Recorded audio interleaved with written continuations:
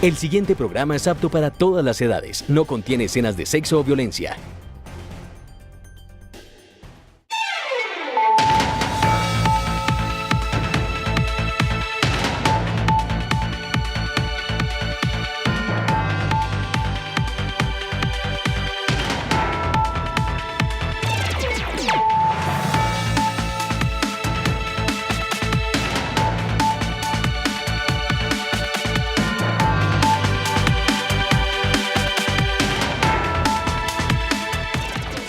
Muy buenas noches, bienvenidos a Opina Bogotá, el espacio de opinión y de debate del Canal Capital. Transmitimos a esta hora nuestra señal por todas las plataformas digitales, también por señal abierta. Hoy vamos a continuar con las entrevistas que venimos haciendo desde hace una semana con todos los precandidatos a la presidencia de la República. Nos acompaña el doctor Iván Duque, precandidato por el Partido Centro Democrático. Durante la próxima hora vamos a hablar sobre quién es él, sobre cuáles son sus propuestas, qué responde a las críticas, en caso de llegar a la presidencia de la República, qué cambios propone para Colombia.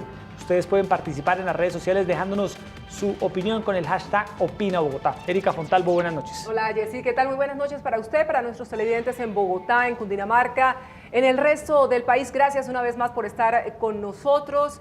Nuestro invitado es un abogado que además tiene estudios en filosofía, en humanidades, pero el país lo conoce como un experto en temas económicos. Buena parte de todas sus propuestas giran en torno a este tema que sin lugar a dudas es coyuntural en este momento en el país. Es uno de los hombres fuertes del Centro Democrático, senador con importantes leyes de gran impacto social y también económico. Nos hablará de su revolución de la economía naranja que él ha llevado por distintas partes del país en un acercamiento, y me consta, con jóvenes desde hace mucho tiempo en las universidades del país, planteando sus ideas, planteando sus iniciativas. Es la sangre nueva de una dirigencia política. Este es su perfil. Iván Duque Márquez es un as bajo la manga del expresidente Álvaro Uribe para las elecciones presidenciales del 2018. Duque es nacido y criado en la ciudad de Bogotá, hijo del exministro y registrador nacional Iván Duque Escobar. Es abogado de la Universidad Sergio Arboleda y tiene maestrías en Derecho Internacional Económico y Gerencia Pública en Washington. Adicionalmente, cursó estudios en Harvard. Entre el año 2001 y 2010 ganó reconocimiento por su labor en el Banco Interamericano de Desarrollo. En el año 2014 llegó al Senado por el Partido Centro Democrático. Desde entonces, gracias a sus propuestas, se han aprobado algunas leyes importantes. La que amplió la licencia de maternidad, la que autoriza retirar las cesantías para pagar un seguro educativo, la que da impulso a las industrias creativas y la que ordena instalar desfibriladores en lugares públicos, entre otras. Para nadie es un secreto que si Duque llega a ser presidente de Colombia, le haría unas cuantas modificaciones al acuerdo de paz, sin dejar a un lado el consenso con otros candidatos. Bueno, ahí está el perfil del doctor Iván Duque. Doctor Iván Duque, bienvenido a Canal Capital. Jessy, muy buenas noches, un placer estar acá en el programa. Un saludo también para Erika y para toda la audiencia de Canal Capital. Bueno, ¿cómo va esa precampaña, esa campaña por quedarse con la candidatura del Centro Democrático? ¿Qué hace falta? Hay unas encuestas que se han venido comentando en las últimas horas. Le tengo los resultados. ¿Qué dice? Mire, según lo que ha trascendido, estos resultados de la primera encuesta de los precandidatos del Centro Democrático, el doctor Iván Duque va punteando con más de 20% de las preferencias, Carlos Gómez Trujillo 15%, Rafael Nieto 9.1%, Paloma Valencia 8.7% y la congresista María Rosario Guerra 8.6%, quien ha dado un paso al costado. Exacto. Frente a lo que ha sido todo este está proceso. Prácticamente dado, doctor Iván Duque, para que usted sea el candidato del Centro Democrático. ¿Lo siente así? ¿Cómo van las cosas? Jessy, yo siempre tengo una lógica en la vida, uno no puede tener triunfalismos. Uno tiene que trabajar todos los días con humildad y con dedicación. Todavía nos faltan varias semanas en este proceso. Entonces mi deseo es seguir haciendo lo que hemos hecho durante todo este año. Recorrer el país, hablar de nuestras propuestas, entregar nuestro plan de gobierno, dialogar con la ciudadanía, ganar afecto y además ganar ese entusiasmo por la propuesta que estamos haciendo. De manera que sigo trabajando con total humildad y dedicación porque quiero ser el candidato del Centro Democrático y quiero ser el próximo presidente de Colombia. Oiga, doctor Duque, de todos modos se habla de fuego amigo entre los precandidatos del Centro Democrático. No ha sido fácil llegar a esta figura de la encuesta, las 3 encuestas que se van a hacer. Se ha fijado una fecha, si no estoy mal, del 11 de diciembre para tener ya un candidato definido. ¿Por qué esta situación en el interior del Centro Democrático? A ver, yo siempre he dicho una cosa, Erika, y lo reitero acá. Yo no reconozco enemigos en el Centro Democrático. La política muchas veces genera efervescencia en algunos sectores. Pasa lo mismo que a veces con el fútbol cuando hay barras bravas. Uno en eso tiene que llamar siempre a la unidad, a la cordura, a la mesura. Por eso yo siempre me he dedicado a hacer una política de propuestas. Si hay bajezas, se responde con altura. Si hay críticas, siempre con propuestas. Es la forma en la que hemos trabajado y esa es la identidad que le hemos dado a nuestra campaña y así quiero conducir no solamente lo que nos queda, sino que si gano la nominación, como espero que así sea, seguir haciendo una campaña presidencial con esas características. ¿Y usted cómo recibió lo de Oscar Iván Zuluaga? Pues yo creo que fue un golpe para todos en general, porque por Oscar Iván hay aprecio y mucho respeto. Yo fui además en el año 2014 quien se encargó del plan de gobierno. Tengo con él una buena relación, es una persona que ha trabajado en el partido, que ha sido líder del partido, fundador del partido. Y yo lo que más espero es que hoy sigamos contando con su liderazgo y con su opinión para conducir el partido hacia el destino que nos hemos trazado, que es aumentar la representación en la elección de Congreso y ganar la presidencia de la República. Doctor Iván Duque, en dado caso de que usted evidentemente quede como candidato oficial del Centro Democrático, se ha hablado de una posible alianza con el expresidente Andrés Pastrana, con la excandidata presidencial Marta Lucía Ramírez, que está recogiendo firmas. ¿Cómo avisora usted ese panorama futuro de posibles coaliciones con, por ejemplo, Marta Lucía Ramírez? A ver, primero, estamos totalmente sincronizados en sacar adelante esta coalición. El presidente Pastrana participó de manera decidida en lo que fue la campaña del no. Hoy tenemos que construir una coalición pensando en el futuro de Colombia.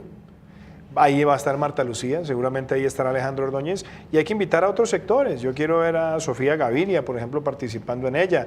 Yo quiero ver a sectores independientes, yo quiero ver a gremios, yo quiero ver a trabajadores. Debemos buscar una coalición amplia, pensando en el futuro del país, pensando en un mensaje alegre, de optimismo, donde nosotros le digamos a los colombianos aquí hay que recuperar la legalidad, matrimonio de seguridad y justicia. Tenemos que hablar de emprendimiento, donde la micro, la pequeña, la mediana empresa surjan, haya mejor capacidad de consumo, la industria se fortalezca entre las cadenas de valor y que esa combinación de seguridad y emprendimiento nos lleve a la construcción de la base de una política de equidad que es con la generación de empleos formales. De manera que hoy eso es lo que tenemos que estar diciéndole a los colombianos. Mire, Yesid, yo creo que los que estamos acá pertenecemos al 73% de los colombianos que somos menores de 45 años. Y somos una generación que quiere gobernar para todas las generaciones, que quiere gobernar con una visión de futuro. Esa es la generación a la que yo quiero representar, porque hoy nos sentimos con las ganas, con el vigor, con el compromiso ético y moral de sacar adelante un país que merece pensar en grande. ¿Y usted sería vicepresidente Marta Lucía Ramírez en una eventualidad de que ella gane esa consulta más adelante? Yo hoy estoy desconcentrado en ser el candidato del Centro Democrático. Y mi objetivo es ser el próximo presidente de los colombianos. Obviamente nosotros tendremos que mirar cuál va a ser el mecanismo de selección del candidato dentro de la coalición. ¿Cuál le gustaría a usted que fuera el mecanismo? Pues a mí me parece que hay que evaluar. A mí siempre me han gustado los mecanismos democráticos, abiertos y participativos. Pero eso es una conversación que hay que darla con los demás miembros de la coalición, pensar en qué es lo más conveniente y donde el norte más allá del mecanismo sea ganar la presidencia y consolidar unas amplias mayorías en el Congreso de la República. Bueno, pero más allá de esa figura que no se ha establecido el mecanismo, están los programas y es lo que verdaderamente le interesa a los colombianos, las propuestas que se van a plantear por parte de ese conservatismo que representa Andrés Pastrana, que usted ya trabajó con él, es un viejo conocido suyo, en el BID trabajaron juntos, y lo que tiene también el Centro Democrático. ¿Qué los une? ¿Qué es lo que verdaderamente puede constituirse una fuerza que sirva para presentarle a los colombianos una propuesta que resulte atractiva? A ver, en cuanto a la coalición Pastrana-Uribe, hay una gran confluencia de principios, hay una visión clara en la seguridad, y hay que reconocer, el presidente Pastrana permitió que Colombia tuviera un plan Colombia, que a su vez le dio una escala de fortalecimiento de las fuerzas militares y de policía en el país, que fueron la base de lo que más adelante fue la seguridad democrática. el presidente Pastrana en su agenda social fue quien le dio inicio al programa de Familias en Acción, que ha sido un mecanismo de transferencias condicionadas que ha impactado positivamente en lo social. La agenda de Jóvenes en Acción, que también permitió que unos jóvenes que estaban marginados de oportunidades laborales entraran y que después se encontraron con los programas del SENA en el gobierno del presidente Uribe, la formación en ciclos propedéuticos pensando en la pertinencia de la educación. Entonces hay una confluencia, una visión de país, en lo económico, en lo social, en lo internacional también. Entonces esto me permite decir que es una coalición de principios. Y obviamente nosotros los que estamos aspirando, yo presenté mi plan de gobierno hace mucho tiempo en un libro que se llama Indignación, que lo construimos además, Erika, de abajo hacia arriba, Yesid, recorriendo el país, hablando con los ciudadanos. Hicimos unos talleres que se llaman Construyendo País y teníamos unas pancartas muy bonitas donde está el croquis de Colombia y decía, ¿usted qué propone para un mejor país? Y se le entregaba al ciudadano una hojita y un lapicero. Entonces el ciudadano tenía que escribir un problema y hacer una propuesta. Y terminábamos los talleres con ese croquis lleno de propuestas y después lo que hicimos fue sistematizarlas, desglosarlas, mirar cuáles eran esas preocupaciones ciudadanas y de ahí surgió la propuesta nuestra que se llama Indignación, que está representada en un árbol que tiene semillas, que tiene raíces, que tiene tronco, que tiene ramas, que tiene ese follaje y que tiene los frutos. Las 161 propuestas. Las 162 propuestas surgieron de ahí. Entonces eso, Erika, y seguramente serán más porque queremos seguir teniendo el diálogo con los ciudadanos. Pero eso me permite a mí decir que el aporte mío a esta campaña está en esas propuestas. Y hoy lo que más me anima es recorrer el país y decirle a los colombianos, pensemos en positivo, pensemos hacia el futuro, pensemos en cuáles son esas cosas que Colombia necesita y aquí está nuestra propuesta y síganme ayudando con sus ideas. Doctor Iván Duque, usted políticamente se considera un hombre del centro, un hombre de la derecha, un hombre liberal, filosóficamente y políticamente, ¿usted cómo se considera? A ver, yo me he definido de extremo centro. ¿De extremo centro? Sí, ¿Esto qué significa? Sí, hay que explicarlo que en la generación nuestra, donde está ese 73% de los colombianos, esos debates anacrónicos de la izquierda y la derecha hay que superarlos. Por ejemplo, la seguridad es un valor democrático, es un bien público, eso no es de izquierda o es de derecha. El ciudadano quiere seguridad, quiere que se monte en el Transmilenio y no le estén haciendo el cosquilleo, quiere que no le roben el celular, quiere caminar por su barrio y que no le digan que hay fronteras invisibles a partir de las 6 de la tarde. Quiere no sentirse amedrentado por organizaciones criminales, eso no es de izquierda o es de derecha, la seguridad hay que defenderla para todos, con una buena política pública. Cuando usted piensa, por ejemplo, en la calidad de la educación no es de izquierda o es de derecha. Y hay que buscar una muy buena combinación de la educación pública, la educación privada, de los esquemas mixtos, pensando en lo que más le sirve al ciudadano, en lo que más le da oportunidades. Lo mismo en la salud, en tantos temas. Entonces, cuando usted me dice el centro, es porque realmente yo creo en los equilibrios democráticos. Usted puede hablar de emprendimiento, siempre hablando también de los beneficios y de la equidad y de ese balance con el trabajador. Que usted puede hablar de los esquemas productivos, pero siempre con la responsabilidad con el medio ambiente, producir conservando y conservar produciendo. Que usted puede hablar de seguridad, pero una seguridad que no sea solamente la voz de la autoridad, sino también la capacidad persuasiva y el respeto del ciudadano por la ley, por los derechos humanos, por parte de la fuerza pública. Entonces ahí es donde está esa plataforma del centro. O sea, pero usted entonces le daría un perfil más de centro ideológico al centro democrático, al expresidente Uribe, que es el máximo líder, pues es un hombre de derecha, políticamente pues, ubicado en la derecha. Yesenia. Y quizá por eso será que de pronto varios de sus críticos le dicen, no, el doctor Iván Duque parece ser que está en el partido equivocado, él debería estar en el Partido Liberal, en la Alianza Verde, porque es un hombre que tiene unas ideas de centro. Yo creo que ahí es donde nosotros tenemos que afinar muy bien la forma en la que nos definimos como partido. Álvaro Uribe aspiró a la presidencia en el 2002 y él habló del Estado comunitario, que era un Estado que superara esas diferencias de la izquierda y la derecha. Es más, yo muchas veces le he dicho a personas en debates que miren el gobierno de Luis Ignacio Lula da Silva, el de Tabaré Vázquez, el de Ricardo Lagos, el de Michelle Bachelet, y miren la inversión social per cápita, ¿no?, del Estado per cápita por el tamaño de su economía, y de lejos lo que se hizo en el gobierno Uribe en materia social fue mucho más contundente. Eso en la ampliación de lo que fueron las transferencias condicionadas, en la banca de las oportunidades, en lo que se hizo de ampliación de la cobertura de la educación o del régimen subsidiado de salud, o lo que se hizo en programas de vías terciarias, o lo que se hizo con los planes regionales de agua. Entonces es un partido que está pensando en lo social y que no puede dejar de pensar en lo social, pero no como el populismo que es pan para hoy, hambre para mañana sobre cosas insostenibles.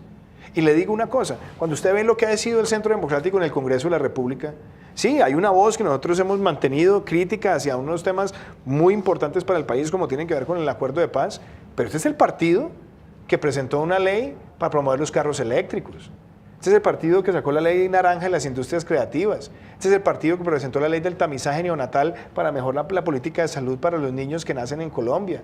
Esta es la ley que está pensando, por ejemplo, en mejores hábitos. Esta es la ley que es el partido que está pensando en normas como el Sistema Nacional de Becas, que pensó, por ejemplo, en política ambiental, en lo que tenía también que ver con las bolsas plásticas.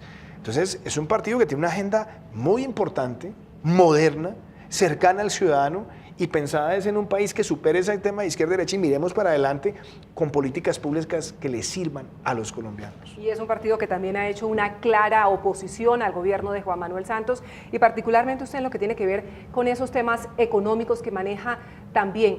¿Por qué la economía de Colombia está deprimida, doctor Iván Duque, según sus propias palabras? ¿Y qué va a hacer usted si llega a convertirse en presidente de todos los colombianos para reactivarla? Erika, yo creo que aquí había una secuencia de errores garrafales. El primero, Colombia le pasó lo de la canción popular de Jimmy Gutiérrez, que se llama Me bebí lo del mercado.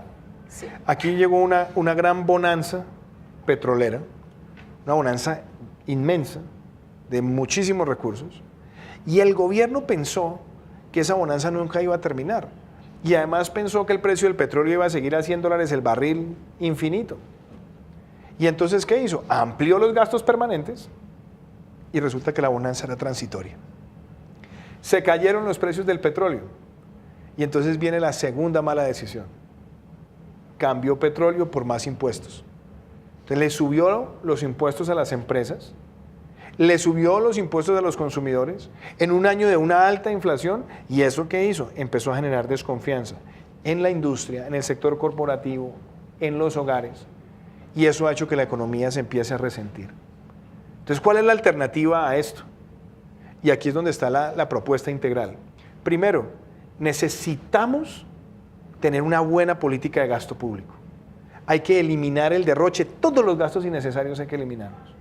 Segundo, ¿cuáles? Por ejemplo, todo lo que ha sido publicidad y eventos.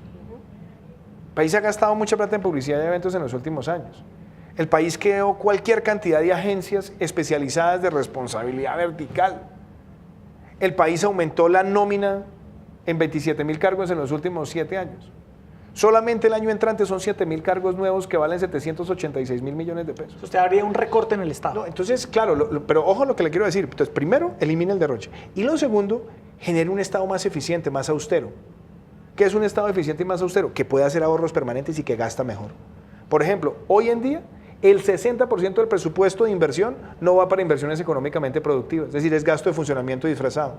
Tercera medida, hay que enfrentar la evasión del impuesto de renta y de IVA. Reduzcámosla por lo menos en un 50% en los próximos 3 años. Y entre esas 3 que le acabo de decir, nos vamos a ahorrar 40 billones de pesos. ¿Para qué? Para bajar impuestos, estimular la inversión y mejorar los ingresos de los trabajadores colombianos, vinculados a otras 2 cositas.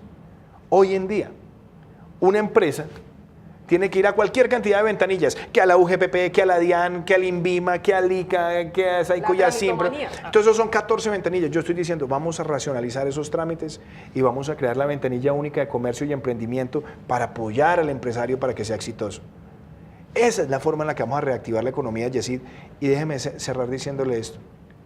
Nosotros necesitamos un Estado que deje de ver al empresario como una vaca lechera que lo está ordeñando en función de sus necesidades de gasto. El microempresario, el pequeño, el mediano y el grande, tiene que ser el socio del Estado para el desarrollo y para la generación de empleo formal. Doctor Iván Duque, una pregunta ahora que usted empieza a hacer un análisis de la economía, de la gestión del presidente Santos. ¿Por qué terminó usted distanciado del presidente? Se sabía que usted era una de las personas de alguna manera cercanas al primer mandatario en su momento. ¿Qué pasó con Santos? ¿Qué análisis hace usted? Mire, yo le soy muy franco. La última vez que yo trabajé directamente con Juan Manuel Santos fue en el año 2001, es decir, hace 16 años. Yo vi después como el doctor Santos entró a respaldar al presidente Uribe, el entonces presidente Uribe, él fundó un partido supuestamente para defender ese legado, se hizo elegir con unas banderas para defender ese legado, y lo que uno ha visto es que las decisiones de él han sido erráticas. Sí, yo hace muchos años pensé que Juan Manuel Santos podía ser una alternativa, pero hay una frase que usted tiene que reconocer, y es que usted puede cambiar de partido por cuestiones de principios, pero no de principios por cuestiones de partido. Y claramente yo no puedo compartir un esquema de negociación con los grupos armados ilegales donde los máximos responsables de crímenes de lesa humanidad pueden llegar al Congreso sin pagar las penas, donde pueden confeccionar su propia justicia, donde incorporan artículos en la Constitución por sus caprichos o por sus presiones. Por eso yo no entré a este gobierno. Bueno, yo ni siquiera, es más, yo tuve amigos en el gobierno cuando empezó el gobierno y siempre tuve muchos reparos porque yo veía una serie de decisiones que para mí eran incongruentes y hoy lo puedo corroborar. Por eso yo puedo decir con claridad, aquí tenemos un gobierno cuyas decisiones han sido desacertadas y la prueba de ello es lo que está pasando con la economía, lo que está pasando con una administración pública donde hay 6 ministros de transporte, no sé cuántos ministros de minas, 6 ministros de justicia, 5 ministros de agricultura, no hay continuidad y lo que es peor, se ha premiado al criminal. Esas cosas a mí me permiten decir con claridad que yo he sido un opositor congruente y consistente con este gobierno. Por eso nunca estuve en el gobierno y cuando he ejercido la oposición la he hecho con contundencia y la he hecho con información veraz y basado en la evidencia. Bueno, y uno de los principales temas, Erika, que marca la diferencia suya con el presidente Santos es lo que todos sabemos, el tema de la paz, el tema del acuerdo con las FARC. Usted es electo presidente de Colombia. ¿Qué haría con las FARC? ¿Qué haría con el acuerdo? Yo he dicho esto. Puntualmente, para que la gente sepa, ¿qué va a pasar? Vea, ni trizas ni risas. Yo nunca hice campaña en el plebiscito, fueron los voceros del no, nunca hablé de hacer trizas. Pero fui muy claro, aquí se necesitan hacer modificaciones estructurales. ¿Cuáles? Óigame eso, Erika, perdón. Primero, nosotros no podemos aceptar que el narcotráfico sea un delito amnistiable. Segundo, Erika, nosotros no podemos aceptar que la sustitución y la erradicación sean voluntarias. Tienen que ser obligatorias. Glifosato. Pues mire lo que pasó. La Unión Europea, por ejemplo, ha validado el uso del glifosato. Yo lo que hay que mirar es si puede haber una combinación distinta y que minimice los efectos que puede tener la salud. Bienvenido, pero hay que tener la aspersión aérea como un mecanismo, inclusive cambiando si es el componente, hagámoslo. Pero no podemos dejar que eso sea voluntario. Y claro que hay que llegar a las comunidades y llegar con la obligatoriedad, pero al mismo tiempo con desarrollo alternativo, con programas de sustitución eficaces. Tercero, armas que aparezcan escondidas y dineros que aparezcan escondidos tienen que implicar que los cabecillas pierdan todos los beneficios porque se habrán burlado del país.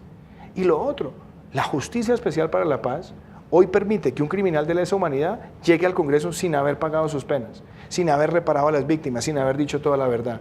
Y lo que es aún peor, se considera que decir la verdad no significa aceptar responsabilidades. Esas cosas las tenemos que modificar por el bien del país. Pero ¿cómo las van a modificar, doctor Iván Duque, si está haciendo tránsito en el Congreso de la República, la JEP, hay un pronunciamiento de la Corte Constitucional que lo blinda? ¿Cómo lo pretenden? Eso es interesante porque la Corte lo que ha dicho es que todos los mecanismos normativos que sean de autoridad del Congreso son modificables. Son modificables. El Congreso puede hacer. ¿Vía? ¿Del Congreso? Claro, a través de actos legislativos o inclusive a través de la vía refrendataria. Pero ¿usted cree que las FARC van a aceptar una modificación de lo que ya pactaron con el Estado colombiano? No hablemos del presidente Santos en La Habana. Lo que pasa, Jessy, es que hay varias cosas. Hablemos de política de gobierno y hablemos de política de Estado. El plebiscito lo ganó el no. Y lo ganó sobre la base de hacer unas modificaciones estructurales. Ese mandato popular fue desconocido. Se hizo una refrendación espuria en el Congreso y se hizo con las mismas mayorías parlamentarias que fueron derrotadas en las urnas.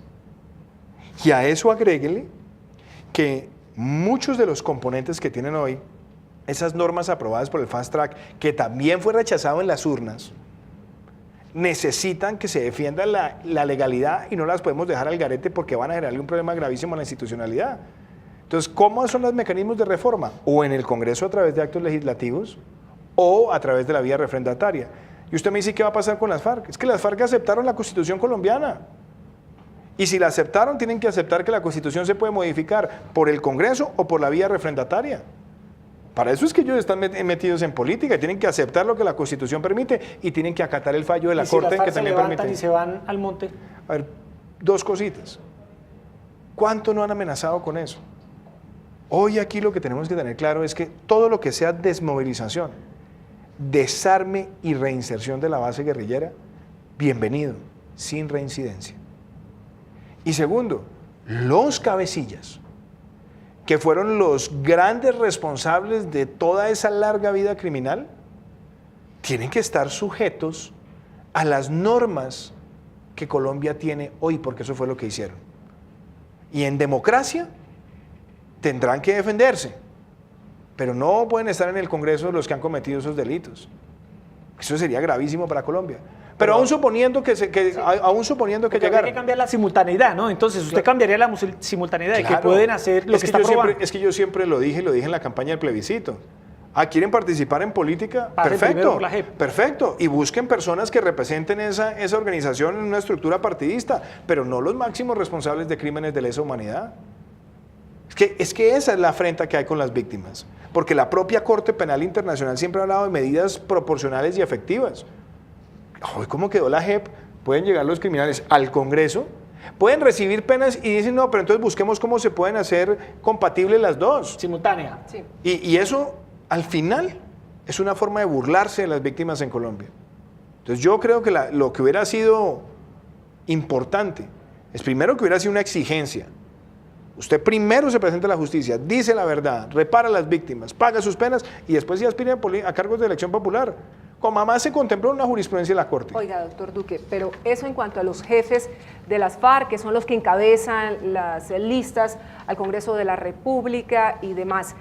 Pero hay un tema muy puntual que ha advertido Naciones Unidas frente a la guerrillerada, esos miles de mujeres y de hombres que creyeron en esos jefes de la FARC, que se desmovilizaron y que en ese momento han abandonado las zonas de reincorporación. Muchos de ellos decepcionados, frustrados, lo ha reconocido el propio señor de Naciones Unidas, el señor Arnaud, frente a lo que el gobierno se había comprometido. Evidentemente eso está generando una enorme preocupación frente a estas personas. ¿Usted tiene alguna propuesta para estos excombatientes que en este momento están al garete a juicio de muchos sectores? Esa es una gran pregunta por lo siguiente. Entre el año 2003 y el año 2010 se desmovilizaron voluntariamente 18.000 miembros de las FARC. Claro, siempre hay un riesgo de que haya una parte del grupo que se vaya a la reincidencia, y eso seguramente ha pasado. Pero la gran mayoría entraron a programas de desmovilización, desarme y reinserción donde ha habido éxito, ha habido historias de éxito importantes. Entonces yo creo que a esa guerrillerada, a ese grupo de miembros de las FARC, hay que garantizarles que se puedan desmovilizar, desarmar, reinsertar y encontrar oportunidades laborales, acompañamiento psicológico. Pero yo creo que aquí el gobierno también ha improvisado mucho. Ahora, ¿qué dijo Naciones Unidas? Hay una parte que ha regresado a sus familias, que ha regresado a su entorno próximo y lo hace en un genuino desarme. Y hay otra parte que seguramente se ha ido a los grupos disidentes. Pero mire lo grave, Erika. Hoy el gobierno no ha dicho, primero, ¿a cuántos les va a revocar la amnistía de los que hoy son reincidentes? Es más, esta es la hora que debería el ministro de Defensa decirle a los colombianos a cuántos de ellos se les sigue pagando el emolumento y están en la reincidencia. Porque entonces estaríamos teniendo miembros de las FARC reincidentes en grupos armados y se les sigue remunerando. Eso demuestra la falta de información rigurosa que hay en el proceso. Estamos hablando ya de 15 grupos según el informe de Fundación Paz y Reconciliación. Casi 2.000 hombres. Ellos hablan de 800 hombres en 15 grupos de... Hay unas organizaciones que han hablado de 1.400 y de hecho ha habido algunos medios de comunicación. Saber con precisión si son 2.000, 1.600, 1.800, 400, 800, nadie sabe.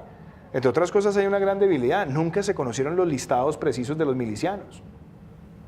Todo esto muestra que hay unos errores que si no se atienden con la institucionalidad y con políticas de Estado van a sembrar nuevas formas de violencia. Esto ya no es un tema de Santos. Santos ya le queda un año de gobierno. Eso ya es un tema de nosotros los colombianos mirando hacia el futuro, cómo vamos a garantizar que no haya nuevos rearmes, nuevas ocupaciones armadas o desafíos armados en las zonas de influencia histórica de esa organización. Y eso implica que el Estado tiene que llegar con seguridad, con justicia, con la provisión de bienes públicos y sobre todo no seguir improvisando más con esto.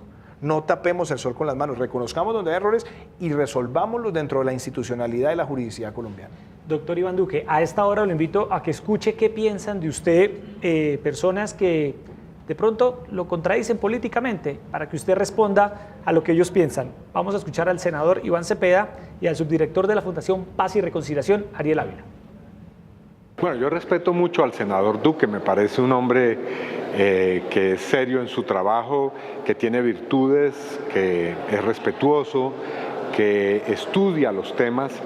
El problema no radica en sus virtudes personales, sino en la ideología y los planteamientos que defiende, y ahí es donde tengo inmensas dudas sobre que él pudiera ser la persona idónea. Es más, no estaría de acuerdo con que él fuera el próximo presidente de los colombianos. Y las tengo porque él representa a una colectividad que ha dicho claramente que no está de acuerdo con el proceso de paz que se está dando en Colombia y que quiere de alguna manera debilitar o sencillamente anular estos avances que hemos tenido en materia de paz. Yo lo he dicho que la candidatura de Iván Duque me parece que ha hecho un papel importante en el Senado de la República, creo que es un hombre inteligente, creo que es un hombre juicioso. Me parece también importante que la derecha más fuerte, más radical, por primera vez está agrupada en un partido político y se le muestra al país de frente y no como siempre soterradamente como fue en los últimos 20 años, e incluso llevó a tragedias complicadas como fue esta alianza con el paramilitarismo, así que me parece muy bien que esté acá. Sin embargo, a pesar de que me parece bien el papel de Iván Duque, me parece bien el papel que la derecha le esté dando la cara al país, me parece muy complicado que aquí lo que estemos viendo es una carrera de imitaciones, más uribistas que el propio Uribe y que todo, incluso lo imiten en la vestimenta. Yo creo que este país necesita mucha más seriedad y debatir temas de fondo que imitar a un cacique político. Bueno, ahí está cada uno del comentario. Sí, pero no. Ah, bueno, sí, pero no. De lo de Iván Cepeda, no estaré de acuerdo con usted porque usted está en un partido que claramente ha dicho que no le gusta el proceso de paz. Y más o menos, palabra más, palabra menos, Ariel Ávila, que usted sería la imitación de Uribe, que usted hasta se viste como Uribe. Pues, por lo menos yo le voy a decir que en la vestimenta sí, arranque por ahí. No usa Crocs. Yo no uso Crocs y en lo preferible tengo que usar corbata. Uso corbata porque tengo que ir al Congreso. Y la verdad, seamos claros. Con ellos hay discrepancias de fondo, en muchísimos temas. Yo creo que nosotros tenemos que ventilar estas discrepancias en democracia y hay que ganar en democracia.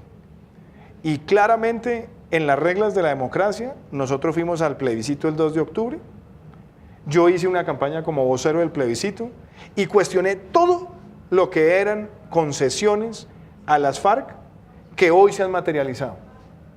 Nosotros ganamos el 2 de octubre y ganamos no por nada distinto a que el pueblo colombiano está diciendo queremos la paz, pero no queremos una paz que se cimente en el premio al delincuente. Y claramente hoy tenemos unos errores estructurales que hay que modificar.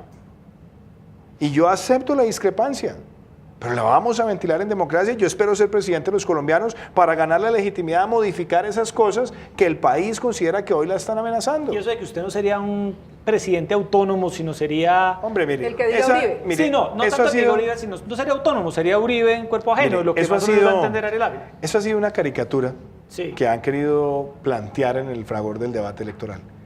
Yo le voy a decir una cosa. ¿Yo qué espero? Yo espero gobernar con un gran equipo. Y en ese equipo, la bancada de gobierno en el Congreso es importante, la bancada de nuestra coalición. Yo quiero ver al expresidente Uribe encabezando nuestra lista al Senado, siendo el líder de esa bancada de gobierno. Y espero que seamos la bancada mayoritaria. ¿Para qué? Para que nosotros en democracia ganemos el derecho a liderar el Congreso. Que el primer año del próximo periodo legislativo, que empieza en el año 2018, pueda tener como presidente al líder de la bancada del Centro Democrático. Yo quisiera ver al expresidente Uribe presidiendo el Congreso, Iván Duque presidiendo el país y trabajando juntos con un equipo para sacar adelante las reformas que Colombia necesita. Eso es pensar en equipo. Y usted le puede gustar o no gustar al expresidente Uribe, pero una persona de su experiencia, de su talante, de su compromiso, de su patriotismo, presidiendo el Congreso con una agenda de reformas para buscar acuerdos que nos unan y que nos permiten mirar hacia el futuro, es algo que el país lo beneficia. En democracia. Entonces yo acepto, yo siempre a la crítica la he aceptado y acepto la discrepancia. Y sé seguramente que con ellos habrá muchas fronteras irreconciliables. Pero hoy, lo que nosotros queremos para el país, para esta generación, para ese 73% menor de 45 años que quiere situarse en el futuro, lo que necesitamos es decirle, vamos a trabajar en democracia, con las leyes, por ese gran país que Colombia se merece ser. Hay otro tema que está afectando enormemente este desarrollo del país, que está hipotecado, por llamarlo de alguna manera, y es la corrupción. La Contraloría General de la República ha dicho que esa corrupción nos cuesta a los colombianos 50 billones de pesos al año. ¿Cuál es la propuesta de Iván Duque para frenar este tema de la corrupción, que es tan doloroso como que se están robando la plata de la alimentación escolar, pero que es tan vergonzoso como lo que está pasando con los magistrados del llamado cartel de la toga? Erika, eso es un tema integral. Para mí la corrupción es un problema endémico, es una enfermedad crónica que hay que primero prevenirla, segundo combatirla y tercero sanar al país de ella. Entonces lo primero, ¿cómo la vamos a prevenir? Si educamos al niño no tenemos que castigar al adulto. Nosotros necesitamos volver en Colombia a la educación de cívica y urbanidad desde edad temprana para formar esos valores en la sociedad, para que pensemos en el ciudadano del siglo XXI. Yo a veces lo digo, a mí me parece muy importante que nos vaya bien en las pruebas PISA, pero más importante que una prueba PISA es la calidad de seres humanos que estamos sacando de los colegios. Eso es fundamental. Ahora hablemos de los temas de cómo lo vamos a enfrentar. Primero, la contratación directa tiene que dejar de ser abusado. Hay que llevar la contratación directa a los casos excepcionales y tener siempre concursos, pliegos tipo, de manera que haya transparencia a través de la tecnología para que haya verdaderos concursos. Segundo, acabar con esos carteles de únicos proponentes. 80% de la contratación de obras públicas a nivel municipal en el país se está haciendo con únicos proponentes. Y son empresas que muchas veces están en colusión y se van rotando los contratos. Tercero, pliegos hechos a la medida. Empresas que corrompan funcionarios. Ni la empresa ni sus dueños pueden jamás volver a contratar con el Estado colombiano. Cuarto, extinción de dominio rápida. Vamos a perseguirles hasta el último peso a los corruptos para que el país vea que hay capacidad de sanción. Quinto, permitir las delaciones, que se utilice la tecnología, los mecanismos telefónicos de alertas tempranas donde se vean riesgos de corrupción para que actúe el Estado. Acabar la mermelada del presupuesto, punto número 6. Que todas las partidas sean transparentes y que el pueblo colombiano las pueda escrutar. Número 7, no más congresistas metidos en convenios interadministrativos diciendo dónde van o no van los contratistas. Octavo, que nosotros también necesitamos decirlo así, con mucho vigor, los planes de ordenamiento territorial no pueden seguir siendo el refugio de contratistas que compran alcaldes y concejales para cambiar el uso del suelo. Y yo voy a decir unas cosas que son fundamentales: transparencia, y que desde la cabeza del Estado haya un sentido de que la lucha contra la corrupción va a ser protagónica y que vamos a tener cero tolerancia. Y eso implica algo que yo sé que me cuesta decirlo, porque mucha gente dice, no, mire, que tan ingenuo pensar que... No, señor, vamos a quitarle a los políticos el manejo de las instituciones del Estado. ¿Cero mermelada? ¿Pero cómo? Cero mermelada. ¿Cómo lo haría? Pues empecemos por una cosa. Ningún presidente, ninguna entidad del Estado puede estar allí porque sea el recomendado o la cuota de un parlamentario.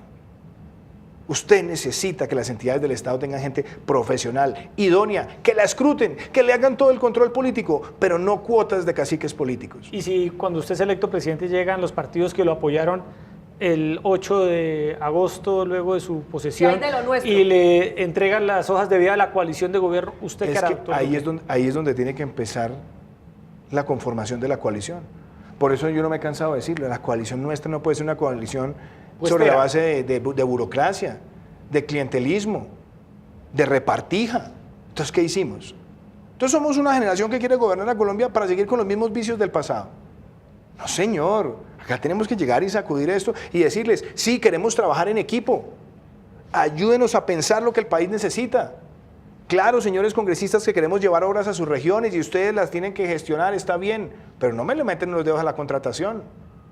Usted sí me puede ir a decirme qué necesita en el Valle, o en el Caquetá, o en el Bichada, o en el Cesar, pero usted no me ingiere en la contratación.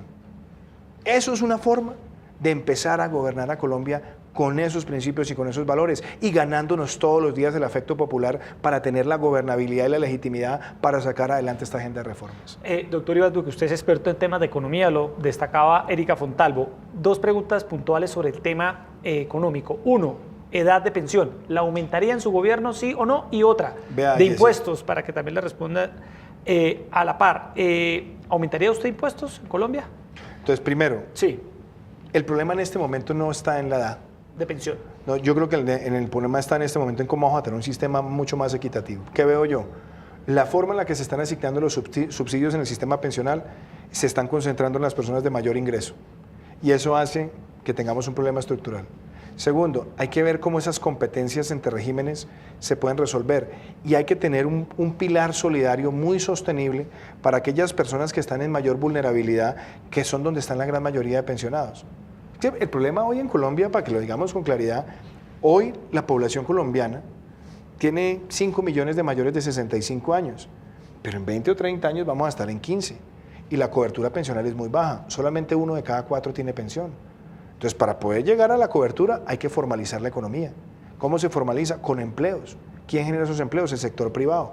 Y eso me lleva a la segunda parte de su pregunta. Si queremos formalizar el empleo y que el sector privado sea el generador, nosotros no podemos seguir asfixiando con la carga tributaria a las empresas. Necesitamos por eso un programa de racionalización del gasto, de efectividad del gasto, de lucha contra la evasión, para que podamos bajar impuestos, darle un horizonte de estabilidad a la inversión y que eso nos permita formalizar la economía y al formalizar tengamos más personas contribuyendo al sistema pensional para hacerlo sostenible en el tiempo. O sea, no tocaría la edad y no aumentaría impuestos. Yo he dicho, impuestos no los vamos a aumentar, la idea nuestra es poder tener un programa integral que nos permita disminuir las cargas. Claro, usted puede buscar combinaciones en cuanto a bases y demás, pero lo que usted necesita en este momento es darle certidumbre a la inversión. Y frente a la edad, ese no es el problema inmediato. El problema inmediato es otro. El problema inmediato es la arquitectura, la cobertura, la sostenibilidad y la ventaja de poderle dar mayor cobertura y sostenibilidad a los más vulnerables. ¿Qué pasa con su propuesta en torno al tema del sector salud, que está en cuidados intensivos en tantas regiones del país, doctor Iván Duque? Hay muchos sectores que claman por una reforma a la Ley 100. ¿Usted se le mediría? Erika, empecemos por una cosa. La Ley 100 es una ley que tiene 24 años. La Ley 100 estuvo diseñada con un horizonte hacia el futuro, donde íbamos a tener más personas en el régimen contributivo que en el régimen subsidiado. ¿Qué ha pasado? Ha habido más personas en el régimen subsidiado. Entonces, claramente, nosotros necesitamos entender que la formalización de la economía es fundamental para la sostenibilidad de la salud. Pero hablemos de cosas concretas. ¿Qué necesitamos? Primero, que en Colombia los abusos de las EPS se acaben.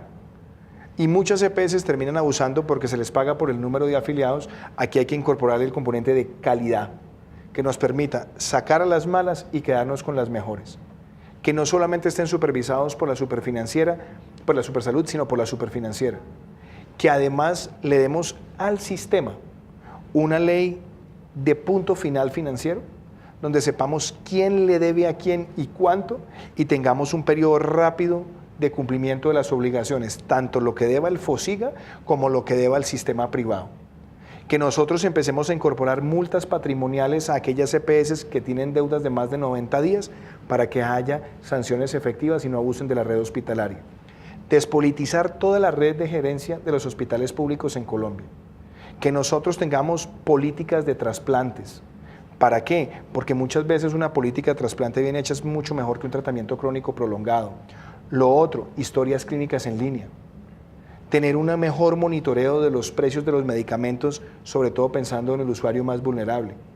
Que al usuario vulnerable que tiene enfermedades más graves y de mayor edad, tratemos de llevar el medicamento próximo a su lugar de residencia. Que cuando tenemos personas, pacientes que tienen enfermedades graves y son personas de bajo ingreso, los acompañantes que tienen que estar con ellos en esos ciclos de tratamiento, también tanto el paciente como el acompañante tengan un tratamiento mucho más equitativo en el sistema. Y que por supuesto pensemos en la profesión médica, que cuando tenemos médicos residentes les podamos pagar, que tengamos una mejor asignación también de las especializaciones. Si queremos fortalecer la prevención y la promoción, necesitamos constituir ese gran ejército de médicos familiares que ayuden en esa tarea. Y por último, el tema de infraestructura del sector de la salud. Hoy tenemos 1.5 médicos por cada 1000, 1.7 camas hospitalarias por cada 1000, 0.6 enfermeras. Comparado con otros países nos hemos rezagado. Hay que mejorar ese avance también de la infraestructura con sistemas sostenibles y de participación mixta. Bueno, ahí están propuestas del doctor Iván Duque en varios frentes. Doctor Iván Duque, hasta ahora lo invito a que veamos preguntas de los ciudadanos en las calles y también una pregunta que le hizo el senador Antonio Navarro Wolf. Sí tendría 3 preguntas. Una, ¿qué va a pasar con la educación, con la movilidad y con el ambiente? Si usted llegara a ser presidente, ¿cómo solucionar el problema del campo, ya que este fenómeno se encuentra olvidado por el gobierno actual? ¿Qué hace Iván Duque si le gana Marta Lucía Ramírez en la consulta popular que van a hacer interpartidarias con el Partido Conservador? Bueno, empecemos por esa del doctor Navarro, que usted ya más o menos dio un adelanto, pero empecemos por esa. Navarro tan entrañable. Él repreguntó, el doctor Navarro estaba conectado con nosotros. La consulta. No, repreguntó muy bien. Vea, yo le diría a Antonio Sí. que ha debido pensar en la hipótesis contraria. Yo la verdad aspiro a ganar la nominación del partido, aspiro a ganar la nominación de la coalición y aspiro a ser el próximo presidente de los colombianos. Bueno, ahí está. Me gustaron 3, pues, vinculando todas las propuestas. Hablemos rápidamente de educación. Educación que necesitamos. 1, un niño con hambre no aprende. Hay que fortalecer los programas de nutrición para la población más vulnerable del país y arrebatarle a los políticos el manejo de eso. Segundo, el país necesita ampliar la cobertura de preescolares. Yo me quiero jugar por construir 1000 preescolares con asociaciones de maestros, con cajas de compensación y también con el sector privado y maestros del sector Construir público. 1000 preescolares es construir 1000... 1000 preescolares. Es O sea, que hoy en Colombia 1000 tenemos, jardines. Sí, 1000 jardines en los lugares donde tenemos población más Eso es lo que vulnerable. había prometido entonces en su momento de sacar de Gustavo Petro. ¿Y sabe cuántos construyó? 8. Perfecto. 8. Usted sería 1000 en toda Colombia. Claro, 1000 en toda ¿No es muy Colombia, poquito? pero le voy a decir en dónde. Concentrémonos en los municipios más vulnerables del país inicialmente. Claro, usted puede hacer mucha más ampliación, Sí. lo puede hacer con los gobiernos locales, sobre todo destinando una parte importante a las regalías también. Tercero, jornada única, que la jornada única necesita construir las 30.000 aulas que están pendientes. ¿De dónde sale la plata? Yo pienso destinar un punto del 4 por 1000 para ese propósito, que nos permita en los 4 años construir las aulas que nos hacen falta para tener esas 30.000 aulas acondicionadas para el aprendizaje. Otra cosita, la doble titulación. Porque la deserción escolar que empieza a partir del 9º grado, necesitamos decirle al estudiante, en una mano va a tener el título de bachiller y en la otra el título de técnico pensando en una vocación para el empleo. Y por último, nosotros tenemos que pensar claramente en el acceso a la educación universitaria. Hay que fortalecer mucho más la gratuidad para el más vulnerable con educación digital. ¿Serpilo Paga la continuaría? Yo creo que Serpilo Paga es un buen programa de subsidio a la demanda, pero nosotros necesitamos que eso no riña con los recursos para la educación pública. Es decir, que la red universitaria no termine siendo la sacrificada de la ampliación o la continuidad del programa. Por eso necesitamos que la universidad pública tenga los recursos necesarios, no esté mendicando a punta de estampillas, con todo y que yo fui ponente de la ley de la estampilla de la Universidad Industrial de Santander para dotarla de recursos. Hoy creo que debemos pensar en una ventanilla única y una fuente permanente de financiamiento para la cobertura de la educación universitaria. Y claro, yo no quiero dejar por fuera a la profesión del docente.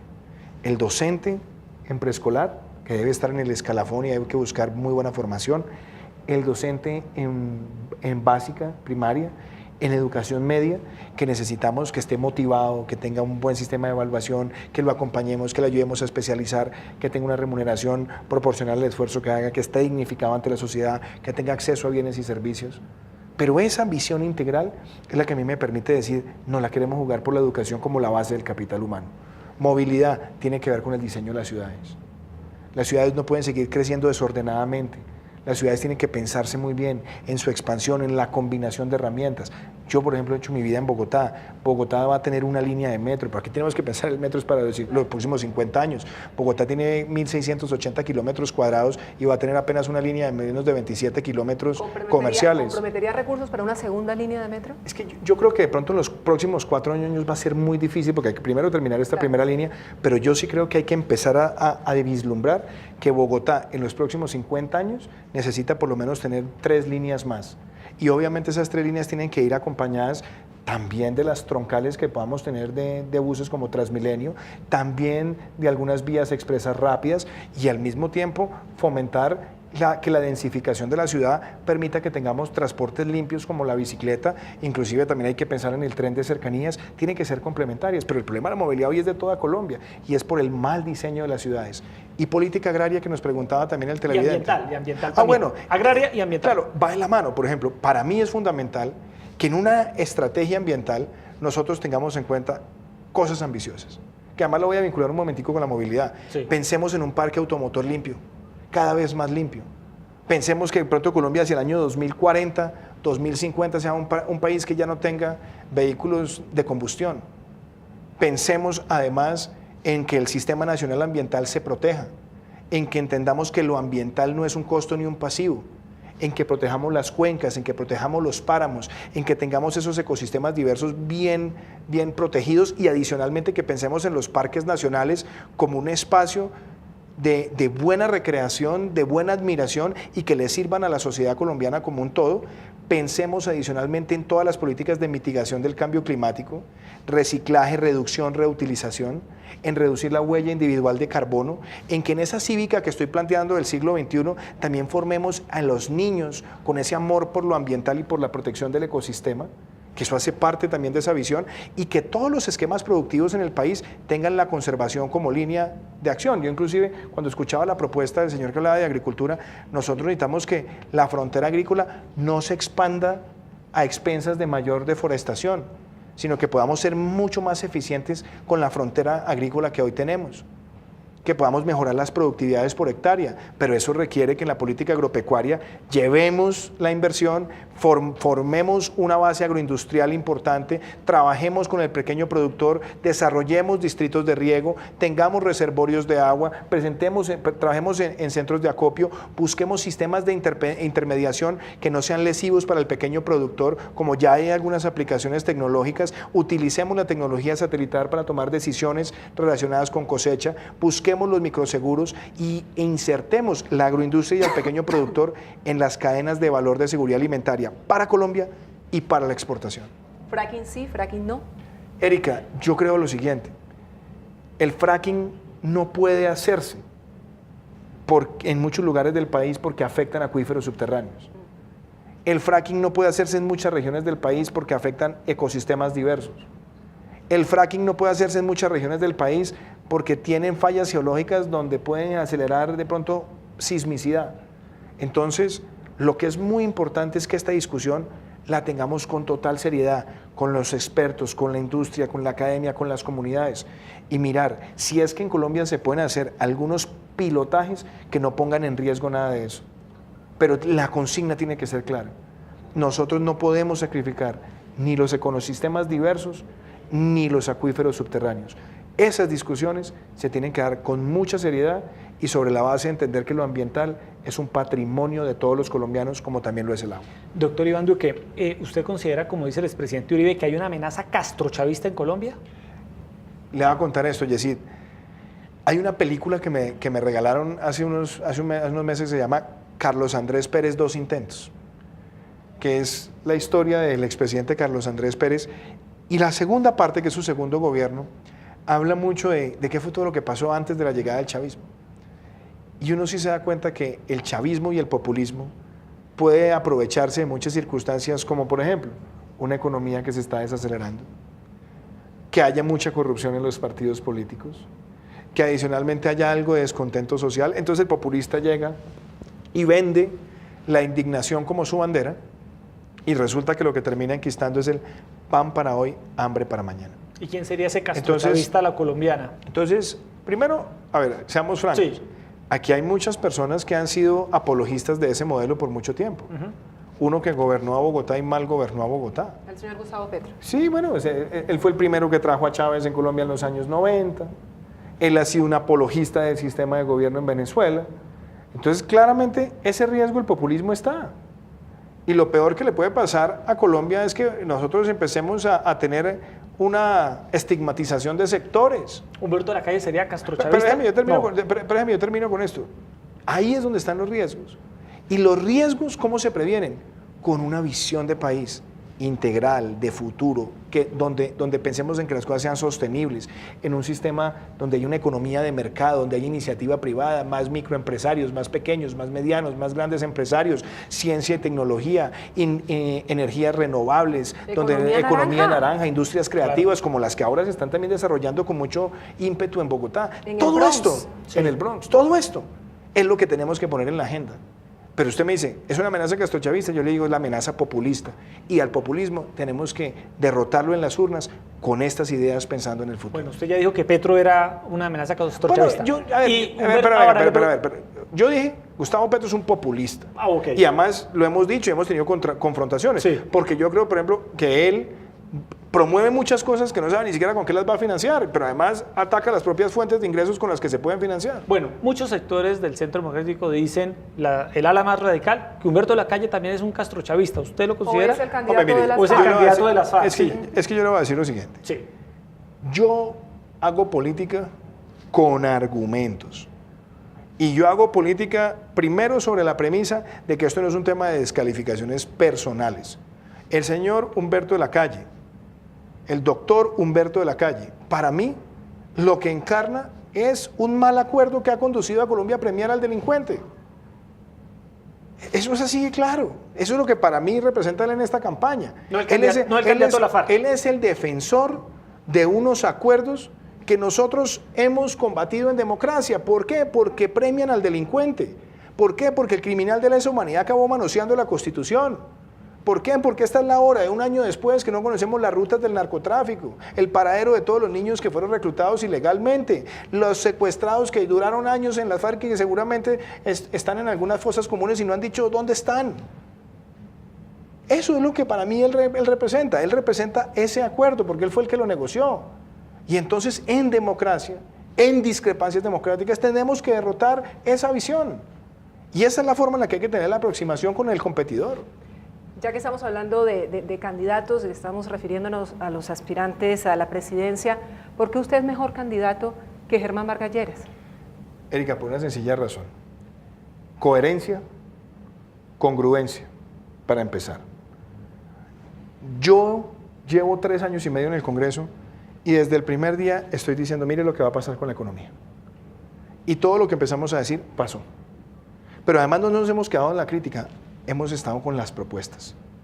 Cómo reactivar la inversión, cómo tener un sistema tributario pro empleo, pro formalización, que le sirva a la competitividad, que permita tener un país más dinámico.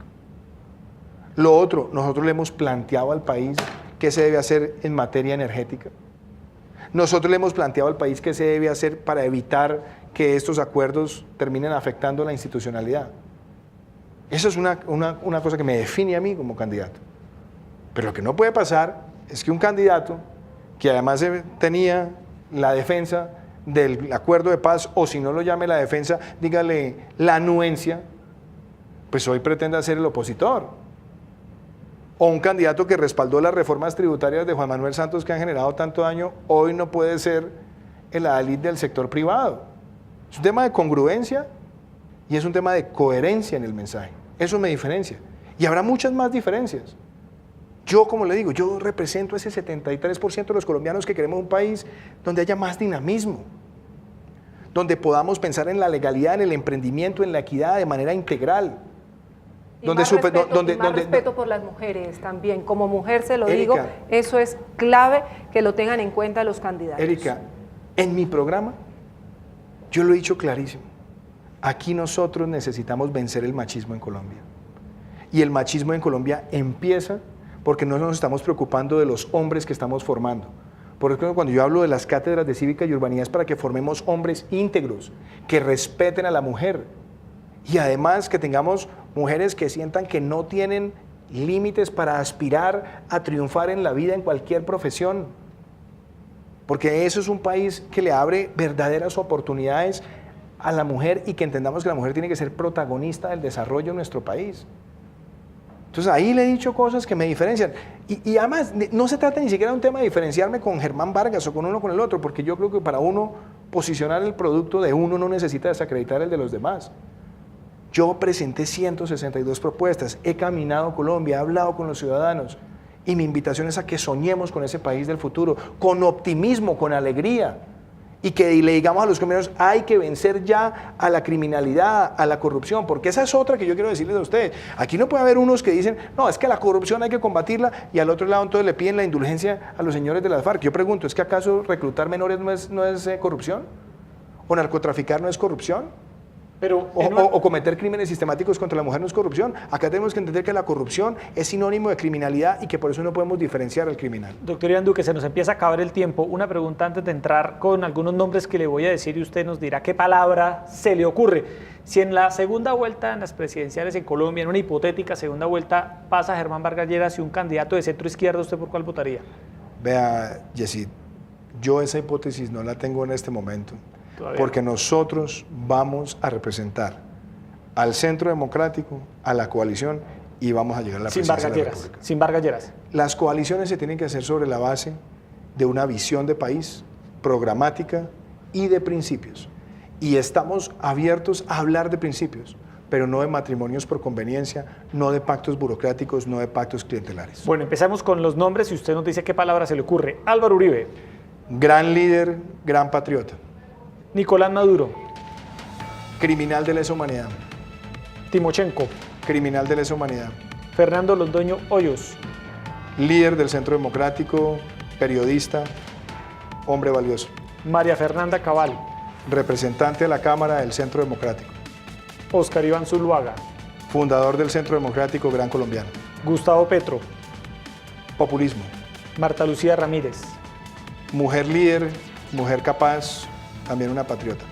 Y finalmente, ¿usted no se considera un hombre moderado para un país tan polarizado como dicen algunos? Es que Iván Duque sería el presidente de un país en paz, sin polarización.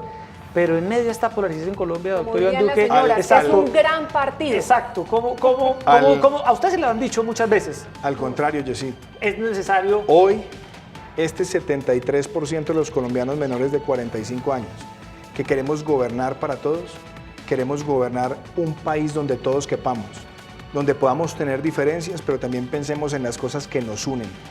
Y las cosas que nos unen tienen que ser más que las cosas que nos dividen. Por eso yo sueño una Colombia con legalidad, cero tolerancia con la delincuencia, con el terrorismo, con el microtráfico, un país de emprendimiento, un país donde tengamos menos impuestos, más inversión, mejores ingresos y un país que construya la legalidad con empleo formal. Ese es el país para soñar con el futuro, para trabajar por el futuro. Doctor Iván Duque, gracias por estar aquí en Canal Capital. Muchísimas gracias, Jesse. Erika Fontalvo, ahí están las opiniones, las propuestas, las críticas del precandidato presidencial Iván Duque. Cada vez enriquecemos la opinión, precisamente es nuestra esencia de quienes nos ven en Bogotá, en Cundinamarca y en el centro del país en torno a las propuestas de los candidatos. Bueno, muy bien, Muchísimas a todos ustedes, las personas que nos siguieron por redes sociales, gracias por su audiencia, a los que participaron en Facebook, en Twitter, muchas gracias, y el día de mañana tendremos un nuevo candidato, esta vez nos acompañará el precandidato presidencial Sergio Fajardo de la Alianza Verde. Aquí en el Canal Capital, en un canal público, consideramos de vital importancia entrevistarlos a todos, que este canal sea el espacio para que cada uno de ustedes, los que aspiran a dirigir este país, puedan venir y hablar y explicar sus propuestas. Muy buenas noches. Gracias.